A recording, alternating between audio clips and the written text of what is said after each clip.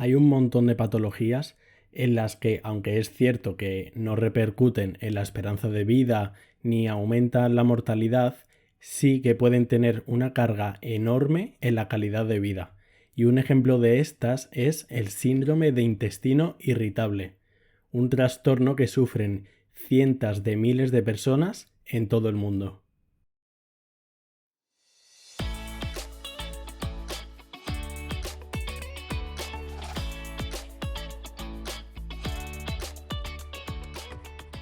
Hola a todos, bienvenidos a Entiende tu Salud, un podcast divulgativo en el que hablamos de medicina y de temas sanitarios de forma sencilla. Mi nombre es Gonzalo Vaquero y me podéis encontrar en la web entiendetusalud.es y en las redes sociales @entiendetusalud. La cantidad de personas que sufren intestino irritable es ciertamente enorme. Hoy vamos a tratar esta entidad que también habéis podido escuchar a lo mejor como colon irritable. Veremos qué es, qué tipos existen, los síntomas que presenta y qué podemos hacer para combatirlo. Vamos a empezar con la definición. El síndrome de intestino irritable o colon irritable es una patología que se caracteriza porque tiene unas alteraciones en el ritmo intestinal y un dolor abdominal. Y todo esto en ausencia de anomalías estructurales ni de ninguna enfermedad detectable. Es decir, que hay alteraciones en el ritmo y dolor, pero no conocemos que haya ninguna alteración biológica por detrás. Parece estar en relación con alteraciones eléctricas del intestino y alteraciones en los mecanismos de la percepción del dolor, con una sensación aumentada. Pero como he dicho, en realidad no hay ninguna anomalía observable. Con lo cual se cataloga como un trastorno funcional. Esto quiere decir que es un conjunto de síntomas que no pueden ser, o al menos por el momento, atribuidos a un daño estructural, anatómico, metabólico o bioquímico. Esto es lo que quiere decir un trastorno funcional. Otros ejemplos de trastornos funcionales pueden ser la fibromialgia, el síndrome de fatiga crónica, distintas cefaleas, disfunciones sexuales. Hay muchísimos ejemplos. Cabe decir que la presencia de un trastorno funcional no excluye que exista simultáneamente un trastorno orgánico o incluso varios trastornos funcionales simultáneos. ¿Y el síndrome de intestino irritable es frecuente? Pues de hecho se considera la enfermedad gastrointestinal más frecuente de todas. La prevalencia es muy alta. Según algunos criterios es desde el 5 al 15% de la población.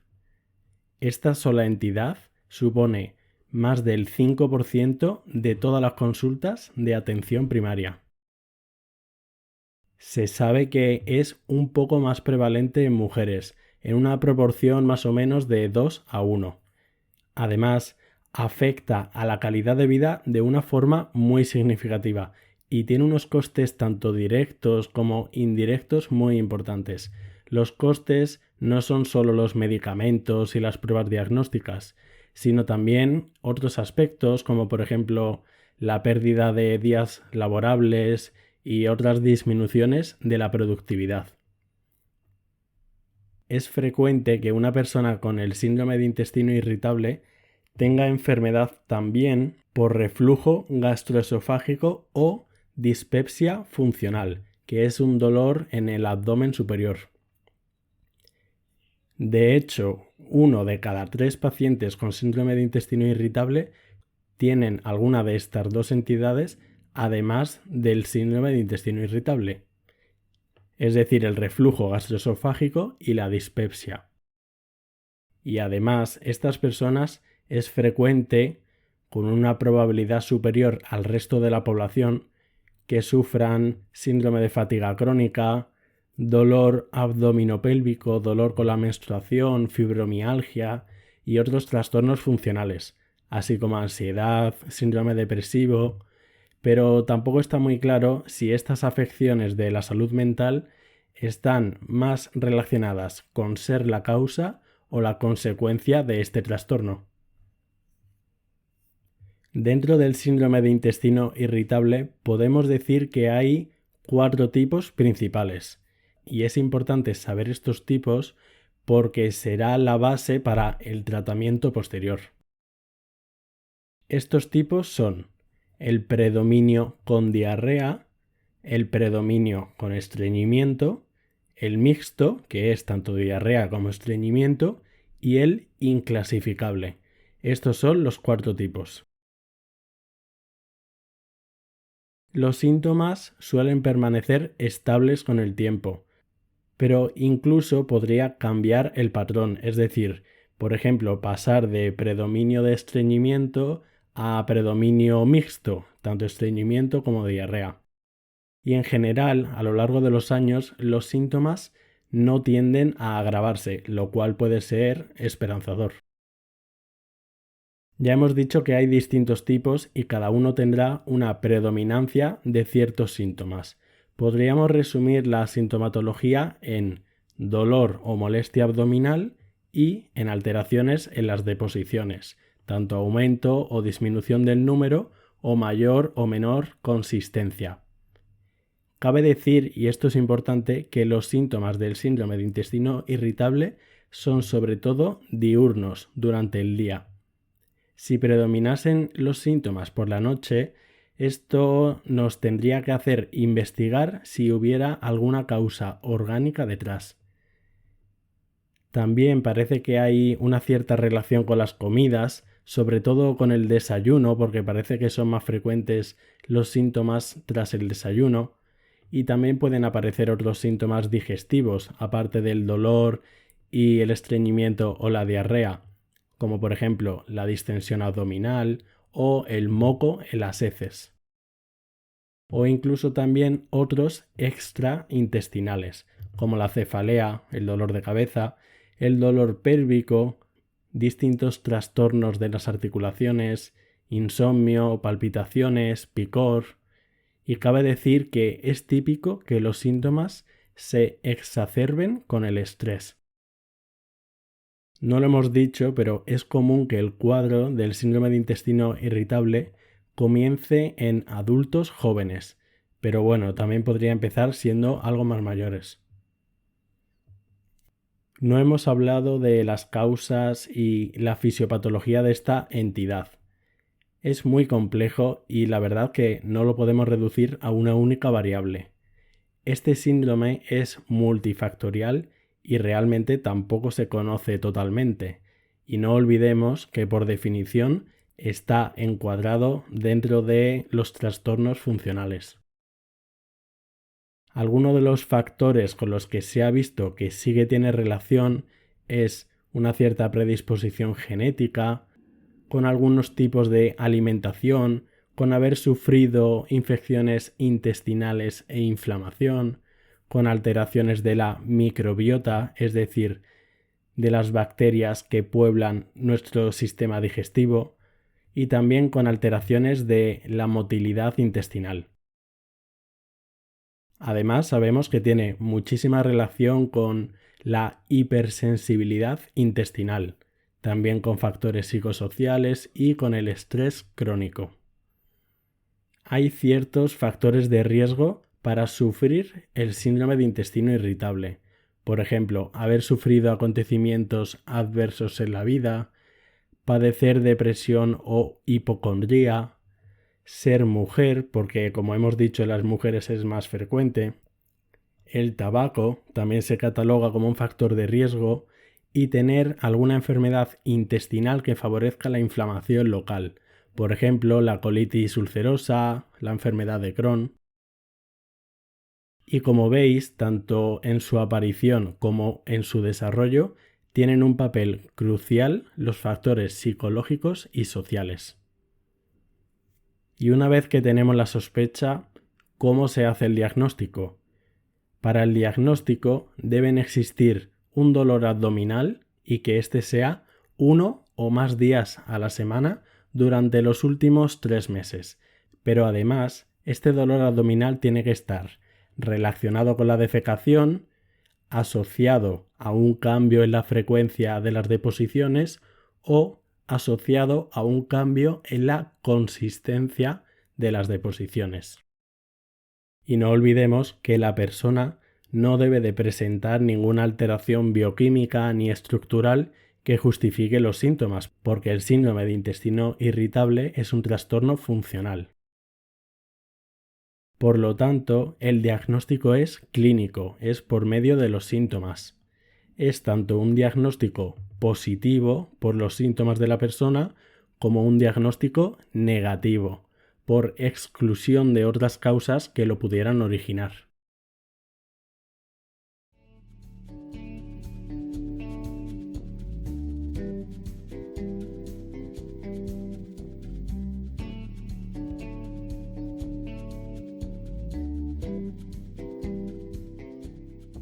También es importante saber que no es un síndrome de intestino irritable. Un síndrome de intestino irritable no es una alteración transitoria del ritmo intestinal por a lo mejor un viaje, tensión emocional o algo dietético que nos ha sentado mal. Y los síntomas deben de afectar al menos 12 semanas al año para hablar de un síndrome de intestino irritable. Además, para este síndrome deben de existir tanto dolor como diarrea o estreñimiento crónico. Es decir, no solo estreñimiento ni solo diarrea, pero sin que haya experiencia dolorosa.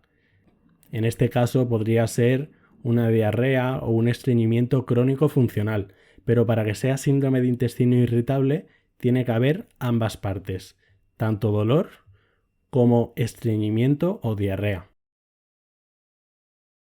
Bueno, ¿y se puede hacer algo? El tratamiento, el abordaje. El abordaje ciertamente es difícil y no tenemos una cura, sino que va enfocado a los síntomas. En principio, el síndrome de intestino irritable es un trastorno crónico, dura toda la vida y no podremos llegar a curarlo, sino simplemente, como digo, ayudar a mejorar la calidad de vida de la persona. Hay 3 puntos claves para el tratamiento: la buena relación médico-paciente, hacer un buen proceso diagnóstico, que no consiste en hacer muchas pruebas, y en hacer un tratamiento totalmente personalizado, es decir, según el subtipo de síndrome de intestino irritable, las situaciones psicológicas, las circunstancias personales y sociales. Y para el tratamiento como tal hay 3 posibilidades: la dieta, los fármacos y la psicoterapia. En cuanto a la dieta, se refiere sobre todo a valorar dietas sin lactosa, dietas FODMAP, que son distintos hidratos de carbono fermentables y polioles, y valorar otras dietas de exclusión, por si la persona ve alguna asociación, dieta sin gluten. Si tienes síndrome de intestino irritable, te recomiendo que le eches un vistazo a la dieta FODMAP, la que digo. La voy a deletrear: FODMAP. Puede ser compleja, pero hay bastantes personas a las que le viene bastante bien. Pero en el tema de la dieta, cuando se sufre síndrome de intestino irritable, es muy importante analizarse a uno mismo y ver si es que hay algún alimento que nos sienta peor que otros. Pasemos al tratamiento farmacológico. El tratamiento con fármacos será según el tipo de los síntomas.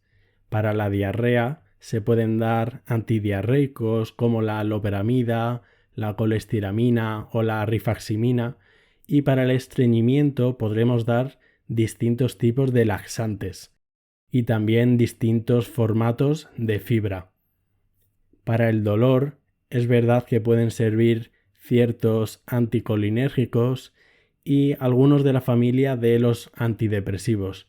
Y además, en la mayoría de los casos, en todos los subtipos de síndrome de intestino irritable, puede ser beneficioso el aportar probióticos. Finalmente, el componente psicosocial ya hemos visto que es fundamental en la mayoría de los casos.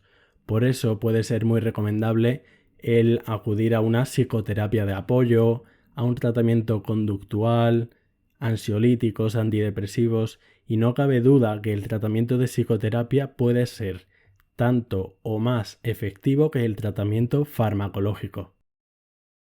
Es muy recomendable hacer ejercicio, hidratarse bien y también el trabajar una buena higiene del sueño. El tener una mala calidad de sueño ya está comprobado que aumenta por sí mismo la sensibilidad al dolor. Sociabilizar y evitar el estrés también puede mejorar mucho la calidad de vida y puede ser conveniente evitar alimentos como las frituras, el alcohol, demasiada cafeína y también los picantes. Vamos a ver un último pequeño apartado, pero que es importante. Es cuándo sospechar que detrás de un posible síndrome de intestino irritable, en realidad hay una causa orgánica detrás. Hemos comentado que este síndrome es muy frecuente, pero no podemos catalogarlo a la primera porque puede ser que los síntomas sí que estén causados por alguna enfermedad orgánica. Para sospechar si hay alguna causa subyacente, hay ciertos datos de alarma. Por ejemplo, la pérdida de peso no intencionada, la anemia, que haya sangre en las heces, fiebre, que haya antecedentes de viajes a países con enfermedades parasitarias, o que los síntomas predominen por la noche o que inicien en una persona mayor de 50 años. También nos pueden hacer sospechar si en la familia hay historia de cáncer de colon, si hay antecedentes de enfermedades inflamatorias, como por ejemplo el Crohn o la colitis, o si hay antecedentes de enfermedad celíaca o ciertos signos de alteraciones del tiroides. Estas son solo algunas pistas que debemos valorar para analizar si hay alguna causa por detrás. Ya veis que el síndrome de intestino irritable es muy complejo, sobre todo en su manejo y porque es una entidad bastante heterogénea y ambigua. Pero espero que con este episodio os haya quedado más claro y os haya ayudado a entender mejor este trastorno, y recordad que si os ha gustado estaría genial si lo compartierais con quien creáis que le puede interesar, porque como ya digo, este síndrome es muy prevalente. Para no perderos el resto de episodios, le podéis dar a seguir donde normalmente escuches podcast y no olvidéis que me podéis encontrar en la web entiendetusalud.es y en las redes como @entiendetusalud. Muchas gracias y nos vemos la semana que viene.